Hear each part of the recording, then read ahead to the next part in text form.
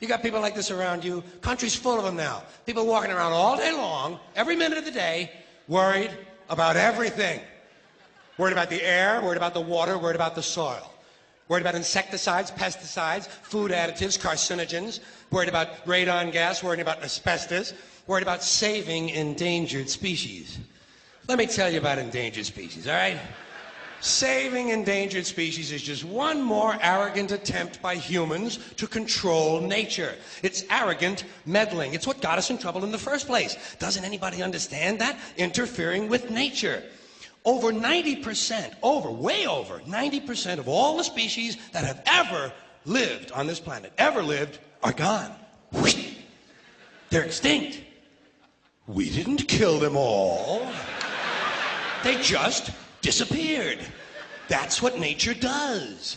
They disappear these days at the rate of 25 a day. And I mean regardless of our behavior. Irrespective of how we act on this planet, 25 species that were here today will be gone tomorrow. Let them go gracefully.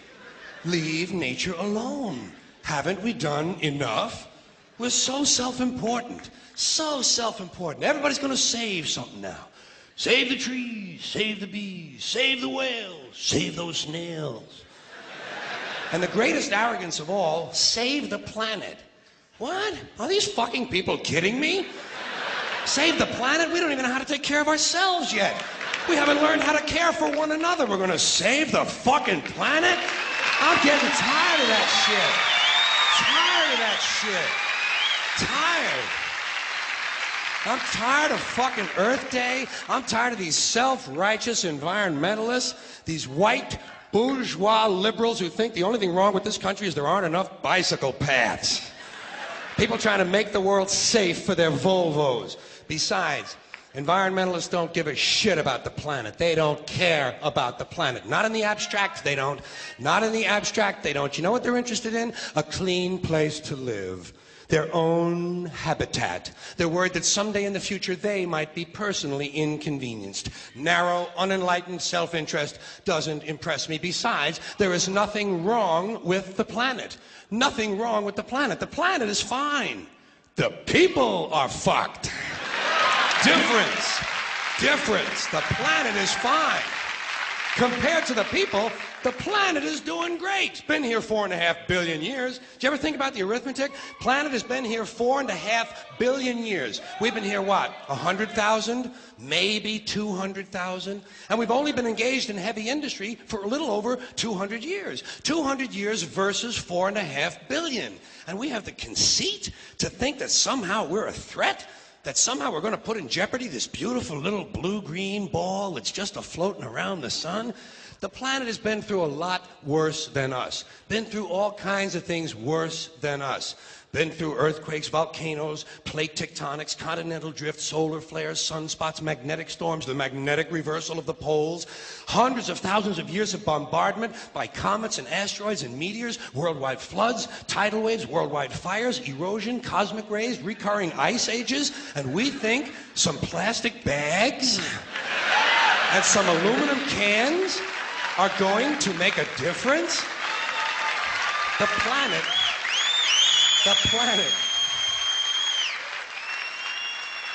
planet isn't going anywhere. We are. We're going away. Pack your shit, folks. We're going away.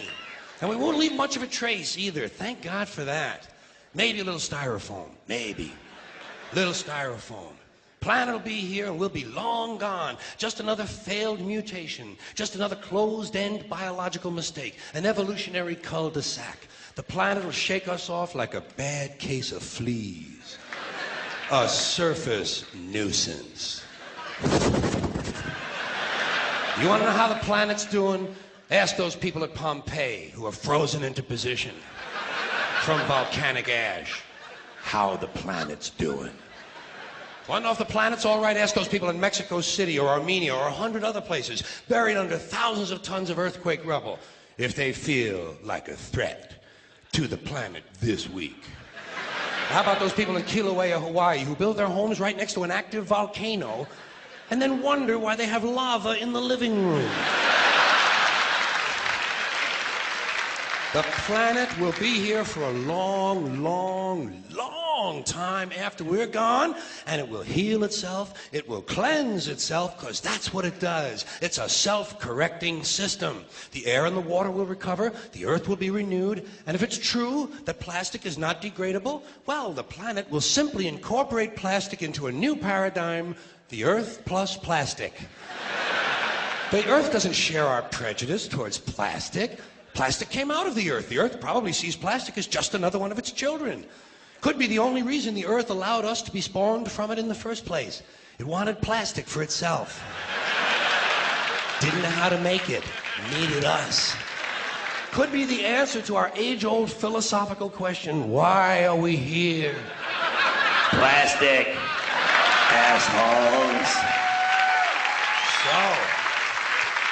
So, the plastic is here, our job is done, we can be phased out now, and I think that's really started already, don't you? I mean, to be fair, the planet probably sees us as a mild threat, something to be dealt with, and I'm sure the planet will defend itself in the manner of a large organism, like a beehive or an ant colony can muster a defense. I'm sure the planet will think of something. What would you do if you were the planet trying to defend against this pesky, troublesome species? Let's see, what might... viruses. Viruses might be good. They seem vulnerable to viruses.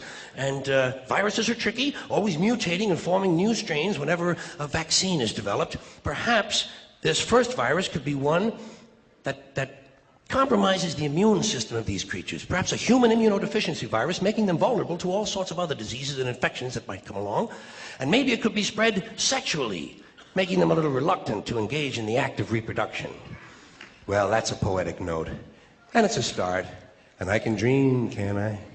See, I don't worry about the little things. Bees, trees, whales, snails. I think we're part of a greater wisdom than we will ever understand. A higher order. Call it what you want. Know what I call it? The big electron. The big electron. Whoa. Whoa. Whoa. It doesn't punish.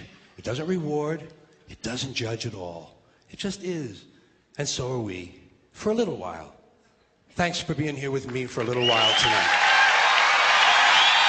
Thank you. Thank you very much.